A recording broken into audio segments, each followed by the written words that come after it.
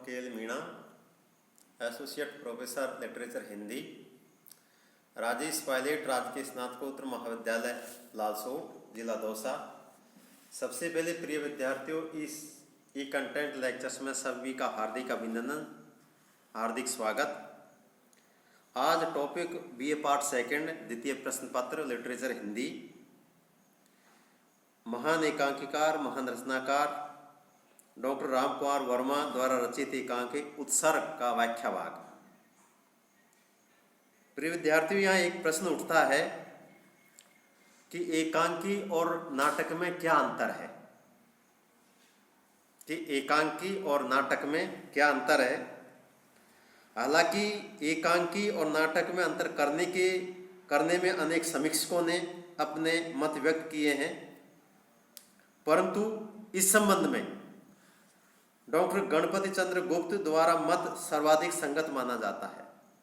हालांकि अनेक रचनाकार हुए, अनेक एकांकार हुए, सबने अपने अपने मत, सबने अपने अपने विचार व्यक्त किए हैं, परंतु जहाँ तक डॉक्टर गणपति चंद्र गुप्त का मत है, उन्होंने कुछ सटीक और एक अच्छी विचारधारा या बिंदुओं का स्पष्ट उल्लेख किया है और ये कहा कि एकांकी की अपनी निजी विशेषताएं होती है, परंतु साथ साथ में हिंदी साहित्य में एकांकी का जो स्वरूप प्रचलित है, उसे देखकर इसे पाश्चात्य साहित्य से प्रभावित माना जाता है। इस कारण एकांकी को वन एक्ट प्ले का हिंदी रूपांतरण कहा जाता है। हालांकि नाटक और एकांकी में अनेक तत्व समान होते हैं, फिर भी एकांकी साहित्य की स्वतंत्र विधा है और ऐसी कई विशेषता है जो नाटक से एकांकी को भिन्न माना जाता है।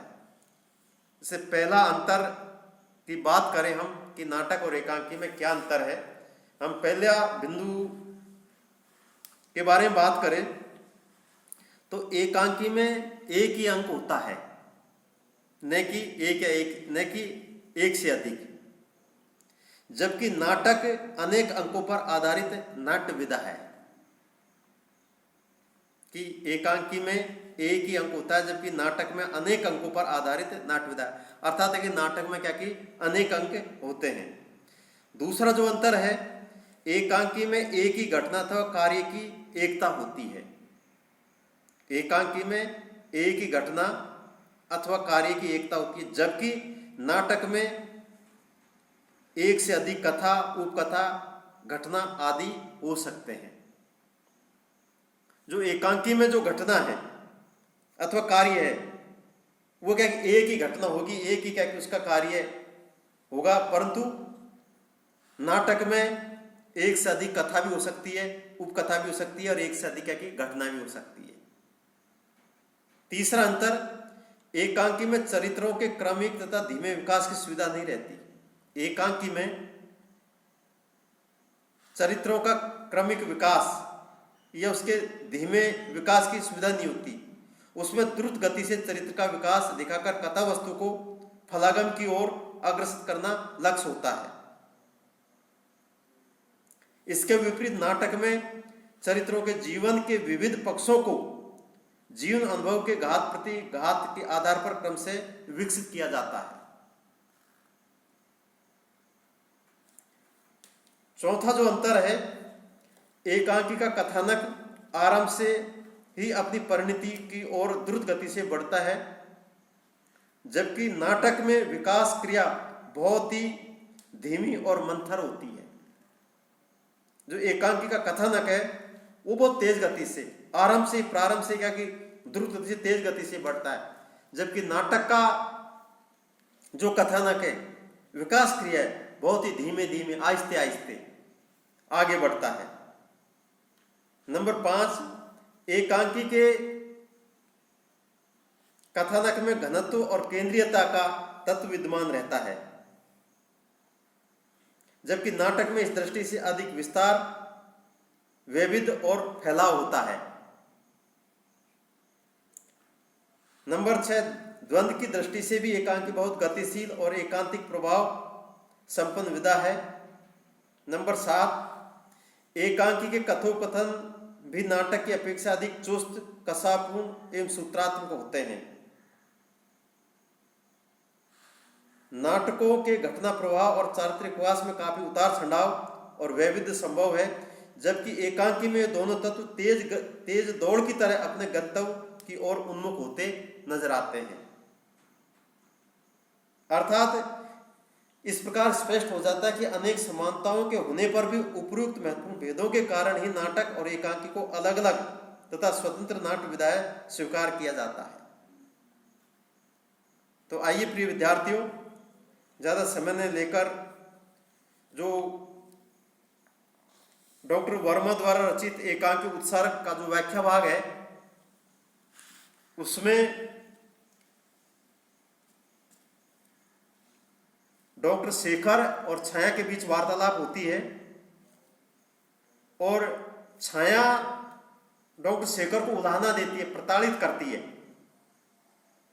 कि जीवन को यदि अच्छी तरह आगे बढ़ाया जाए, जीवन में सुख और दुख का दौर चलता रहता है, अच्छा बुरा का दौर चलता रहता है, परंतु जीवन में क्या कि मात्र एक पक्षीय ही बिंदु पर ध्यान केंद्रित नहीं करना चाहिए, दूसरे बिंदु पर या दूसरे पक्ष की ओर भी क्या कि ध्यान दिया जाना चाहिए। फॉर एग्जाम्पल, फॉर मिसाल के तौर पर आप नौकरी कर रहे हैं तो इसका मतलब ये नहीं कि आप क्या पूरा ध्यान केंद्रित क्या कि नौकरी पर ही कीजिए ना, नौकरी के साथ साथ क्या कि अपने समाज को भी संभालिए, चिर परिचित लोगों को भी संभालिए।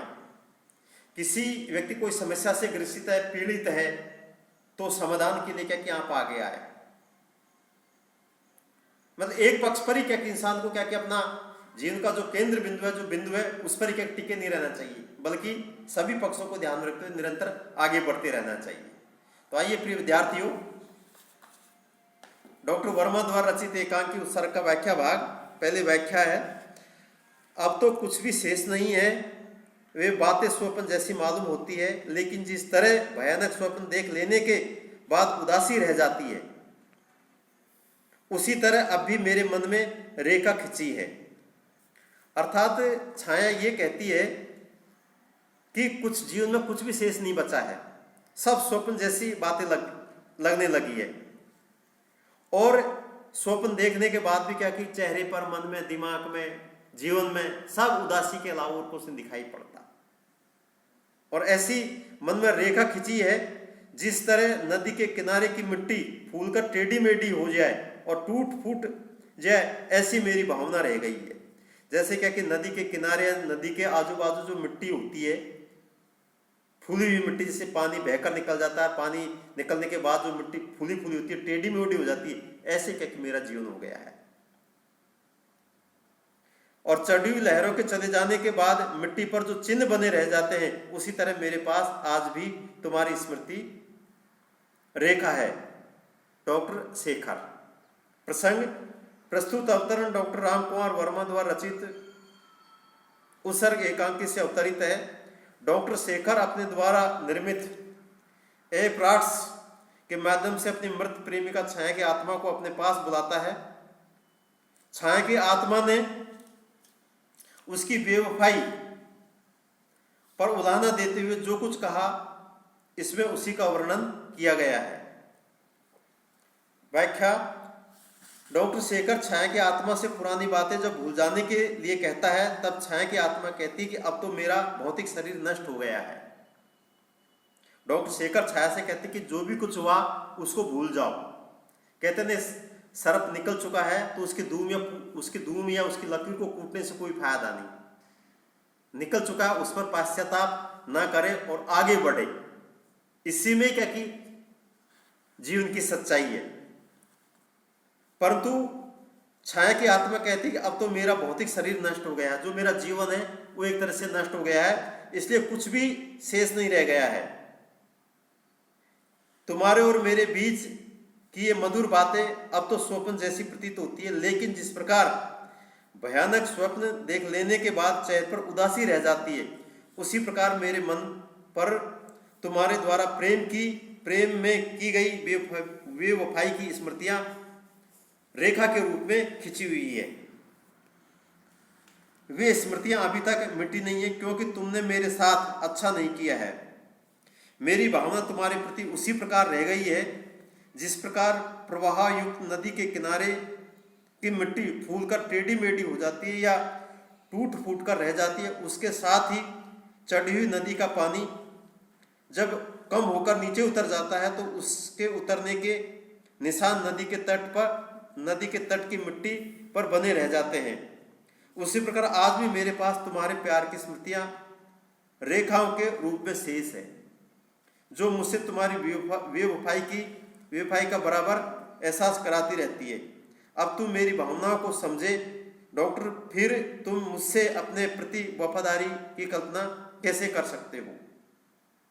अर्थात छाया एक नई एग्जाम्पल देती हुई नदी के किनारे जो रेत होती है, जो बालू मिट्टी होती है, उसका उदाहरण देती हुई है और कहती है कि डॉक्टर शेखर, जिस प्रकार क्या कि पानी एक तरह से उफान पर आता है, बाढ़ आती है, बाढ़ के बाद क्या कि वो पानी निकल जाता है, निकलने के बाद जो मिट्टी के क्या कि चिन्ह होते हैं, टेढ़ी मेढ़ी मिट्टी पड़ी रहती है, फूल कर वो आजू बाजू होती है। उसी प्रकार क्या कि मेरे दिलो दिमाग जहन में क्या कि वो स्मृतियां आज भी खिंची रहती है, उनको भूलना बड़ा मुश्किल है। तो वो उदाहरण देती है। पर तो डॉक्टर शेखर ये कहता है कि जो हो गया सो हो गया, उसको भूल जाओ, और भूलने में ही क्या कि एक तरह से भलाई है। परंतु जब व्यक्ति चिंतित होता है, चिंता से क्या पीड़ित होता है, बहुत परेशान होता है, तो जीवन में क्या कि वही बातें क्या कि घूमती फिरती नजर आती है।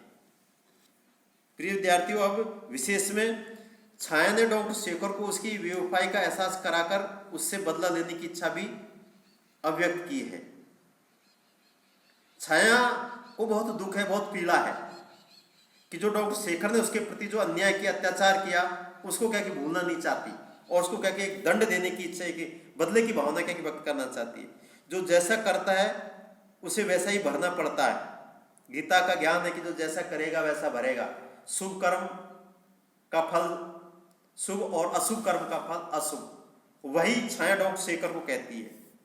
भाषा बिल्कुल सहज है, सरल है और आत्मकथात्मक शैली का इसमें प्रयोग हुआ है। थैंक्स प्रिय विद्यार्थियों।